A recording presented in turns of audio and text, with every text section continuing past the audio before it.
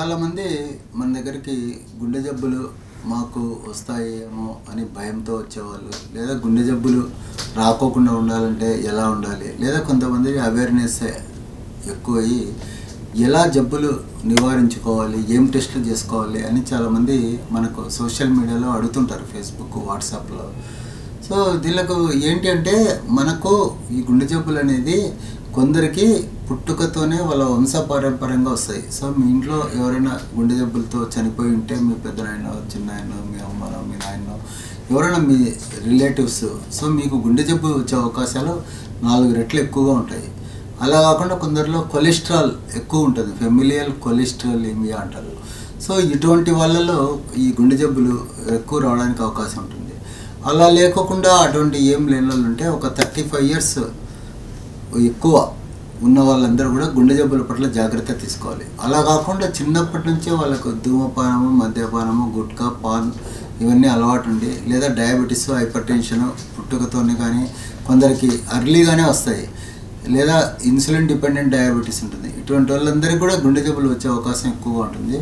So వీళ్ళంతా ఏం చేయాలంటే, బ్లడ్ టెస్ట్లు చేసుకోవడం చాలా అవసరం. సో మనకు బ్లడ్ రొటీన్ టెస్ట్లు, కార్డియాక్ చెకప్ అంటే కనుక మనకు చేస్తారు.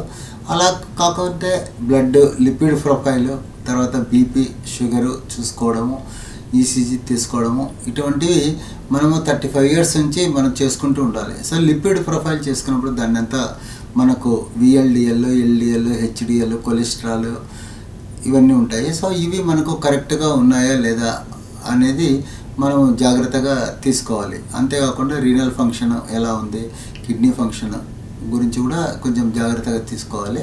తర్వాత మనకు 35-40 years వచ్చిందంటే అప్పుడప్పుడు కార్డియాలజిస్ట్ డాక్టర్ని కలిసి, సో ఈసీజీ, ఎకో కార్డియోగ్రామ్ అనేది బేస్ లైన్ టెస్ట్ చేసుకోవాలి. అలా కాకుండా వాళ్ళకు ఎక్కువగా ఆయాసం వస్తుంది, లేదా నైట్ టైం చెస్ట్ పెయిన్ వస్తుంది, లేదా కొంచెం దూరం కూడా మనం నడవలేకున్నామంటే వాళ్ళకు ఈసీజీ ఎక్కువ తీస్తారు. అవి నార్మల్గా కనుక ఉంటే వాళ్ళకు ట్రెడ్మిల్ అనే ఒక టెస్ట్ చేస్తారు అన్నమాట. లేదా వాళ్ళకు నాకు ఇవేమొద్దు, ఒకే టెస్ట్ చేసుకుంటారు, నాకు గుండె జబ్బులు ఉందా లేదా అంటే సిటీ యాంజియోగ్రామ్ అని ఒక టెస్ట్ ఉంటుంది. సో ఇది అంత మామూలు యాంజియోగ్రామ్లో కొంచెం రిస్క్ ఉంటుంది, 1%. దీంట్లో సిటీ యాంజియోగ్రామ్లో పెద్ద రిస్కే ఉండదు. ఇది స్క్రీనింగ్ టెస్ట్ మాదిరి చాలా కంట్రీస్లో వాడతారు. ఇది చేసుకుంటే మన గుండె రక్తనాళాల్లో ఏమైనా బ్లాకులు ఉన్నాయేమో తెలుస్తుంది. సో ఎకో కార్డియోగ్రామ్ చేసినప్పుడు ఏంటంటే, మనకు గుండె రక్తనాళాల్లో బ్లాకులు తెలియవు. బ్లాకులు వచ్చింటే ఆల్రెడీ లోపల ఏమైనా హార్ట్ డ్యామేజ్ అయిందా, లోపల వాల్స్ లీక్ ఏమైనా ఉన్నాయా, లేదా పుట్టుకతో ఏమైనా డిఫెక్ట్స్ ఉన్నాయా, గుండెలో ఏమైనా హోల్స్ ఉన్నాయా అనేటివి, లేదా వాల్స్ చెడిపోయినాయా, రిగర్జిటేషన్ ఉందా అనేటివి ఈ ఎకోలో తెలుస్తాయి. అలా కాకుండా గుండెకు పోయే రక్తనాళాల్లో బ్లాక్స్ ఉన్నాయంటే సిటీ యాంజియోగ్రామ్లో తెలుస్తాయి. సో ఈ టెస్ట్లు మనం చేసుకుంటూ 35 years తర్వాత అవసరం అయితే, ఇప్పుడు సిటీ యాంజియోగ్రామ్ అనుకో 5 ఏళ్ళకి ఒకసారి చేసుకోవచ్చు.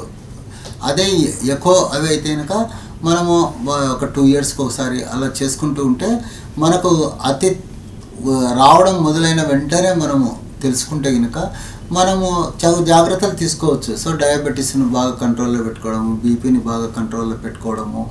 ఈ సిగరెట్ అనేది చాలా దరిద్రమైనది, సిగరెట్ కానీ గుట్కా కానీ, దానివల్ల చాలా డ్యామేజ్ జరుగుతుంది. కాబట్టి దాని జోలికి పోదండి. ఆల్కహాల్ కూడా అంతే. మనం ఏమనుకుంటామంటే రోజు 60 ml తాగొచ్చు, 30 ml తాగొచ్చు అని ఊరికే మనంతగా మనమే ఊహించుకుంటూ ఉంటాం. 30 ml తాగినా 60 ml తాగినా కానీ జరిగే డ్యామేజ్ జరుగుతుంది. కాబట్టి దాని జోలికి పోకపోవడం మంచిది.